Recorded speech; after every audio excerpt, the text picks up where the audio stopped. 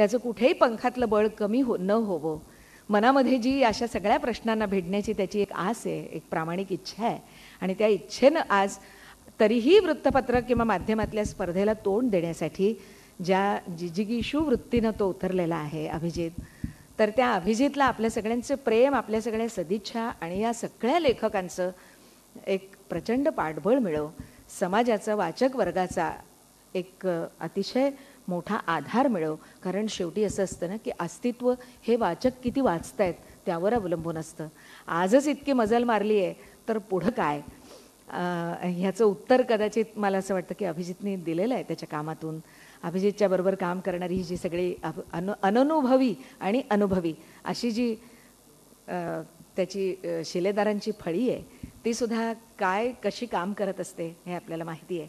तर ह्या सगळ्यांना तुमच्या आशीर्वादाची गरज आहे. प्रमाणापेक्षा अधिक हालचाल सुरू झालेली आहे. याचा अर्थ निवेदकाच्या नजरेला असा एक मिळतो की ज्यांची आपण वाट पाहत आहोत त्यांच्यापैकी ती मंडळी आता इथं येऊन उपस्थित होतील. तेव्हा काही क्षणापुरती मी आपली रजा घेते आणि आपल्याला सांगते की कार्यक्रम थोड्या वेळातच सुरू होईल. धन्यवाद. अशी एक पंचायत झाली होती थोडीशी, पण आलात.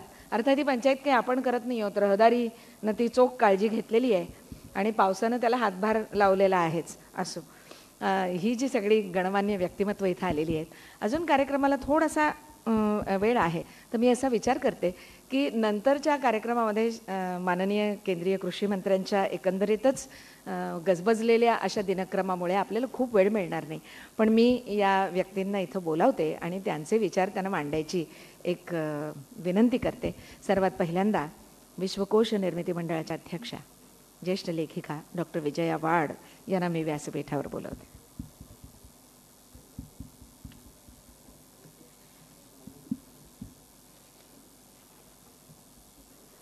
कुठे आहे अभिजित? अभिजित मला वाटतं खाली आहे, परंतु विजय वैद्य यांनी धावपळ करून ह्या सगळ्या लोकांना इथे बोलवलं आहे. मी आज पुण्यामध्ये होते, म्हणजे वाईहून विश्वकोशाच्या मीटिंगनंतर पुण्यात आले. पुण्याला एक नकाशाची मीटिंग केली आणि मग इकडे आले. पण विजय वैद्य सकाळी चहाला माझ्या घरी होते आणि माझ्या यजमानांनी फोन केला, 1 मिनिट इकडे बोल. आणि मी आवाज ऐकला वैद्यांचा. मी म्हटलं तुम्ही तिथे कुठे पोचलात? ते म्हणाले आमंत्रण द्यायला आलो आहे. तर म्हणजे इतकी धडपड करून ह्या सगळ्या लोकांना आपलंसं करीत, जसं मंगल आत्ता म्हणाली, ही मुलगी मला फार आवडते, इतकं सुरेख निवेदन करते ना आणि असं प्रसन्न करून टाकते सगळं वातावरण. तर विजय वैद्यांनी इतकी माणसं आपलीशी केलेली आहेत आणि इथे हा कौटुंबिक सोहळा करताना अभिजितला सगळी मदत केलेली आहे. अभिजितच्या आईशी मी आत्ता बोलत होते. आम्ही एकमेकींची ओळख करून घेतली आणि म्हटलं मी विजया वाड, त्या म्हणल्या मी अभिजितची आई. तर प्रत्येक व्यक्तीमागे, मग मुलगा असो मुलगी असो, आईचे आशीर्वाद खूप मोलाचे असतात. आणि ही आई आपल्या लेकराचं कौतुक बघायला इथे आली आहे आणि ती मला अभिमानानं सांगत होती की विजय माझा ॲथलीट आहे.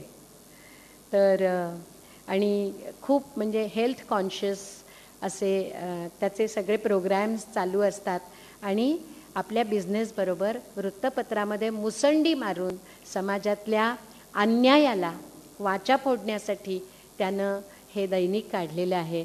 त्यामुळे मला ह्या सगळ्या कुटुंबाचा खूप अभिमान वाटतो. तेव्हा त्याच्या आईचं आपण टाळ्या वाजवून अभिनंदन करूया. जरा उभ्या राहा ना. बघा तरी अभिजीतची आईसुद्धा तशीच प्रसन्न आहे.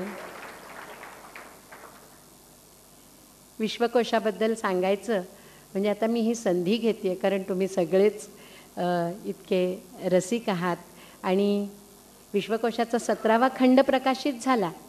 पण विश्वकोशाची CD झाली आत्ता मंगलनी सांगितलं तसं, तर ती 20,000 पृष्ठांची CD आता तयार झालेली आहे. 1 ते 17 खंडांचं वजन 34 किलो आहे आणि 1 ते 17 खंडांची फोटो स्कॅन केलेली CD केवळ 500 ग्रॅम वजनाची आहे आणि ती केवळ 700 रुपयात उपलब्ध आहे.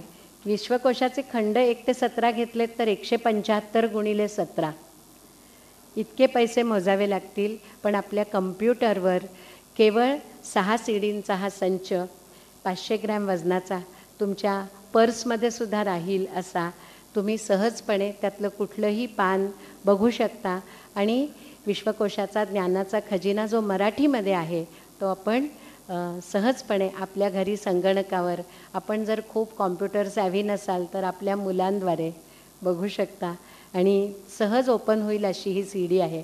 माझी खात्री आहे की आता माझ्या त्या पहिल्या 5,000 प्रती संपलेल्या आहेत आणि आता पुढच्या 5,000 प्रती अंडर प्रिंट आहेत.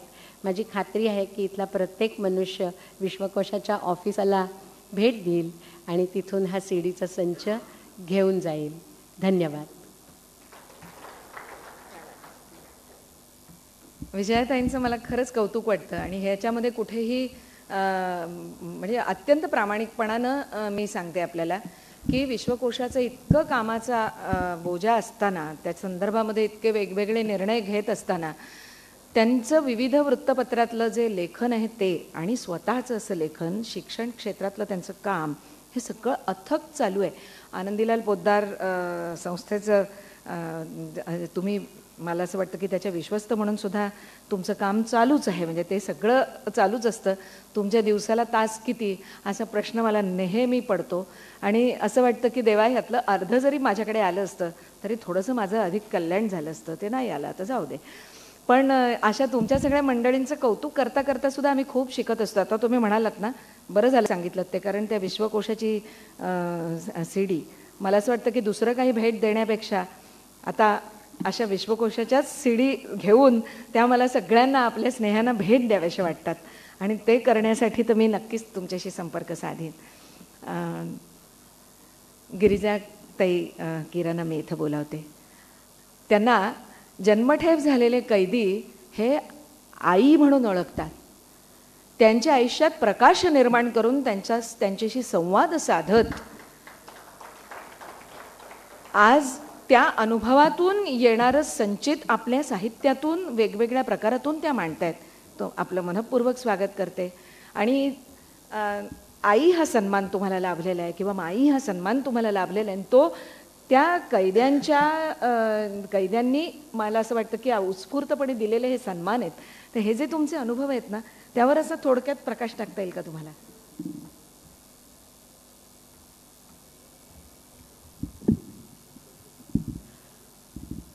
कोकिळा कुहू कुहू करते, त्याला काही वेळ असते, पण अशा ठिकाणी सुद्धा ती करते हे मंगलाचं भाषण ऐकल्यावर कळलं. अरे किती छान, किती गोड, दुसऱ्याच्या मनात कसं शिरायचं ही कला तिला फार छान साधली आहे. अभिजित राणे यांनी जो हा मोठा पराक्रम केला आहे, खरोखरच